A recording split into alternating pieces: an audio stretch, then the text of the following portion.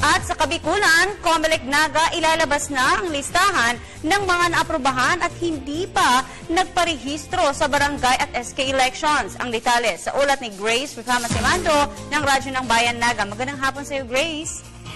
Yes, magandang hapon din. Ang hindi pagkakapareho ng address sa ID at voters registration form, hindi valid ang mga IDs na naipresenta.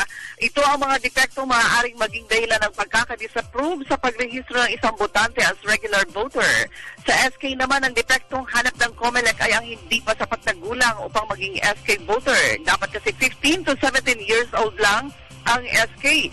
Agad makalipas ang last day of registration, sorting at ng lahat ng mga application for registration ang inaasikaso ngayon ng Commission on Elections. At ipinahayag ni Attorney Mike Julia na sa darating na Agosto at 12 ay nakatakda na nilang ilabas ang listahan ng lahat ng mga rehistradong botante.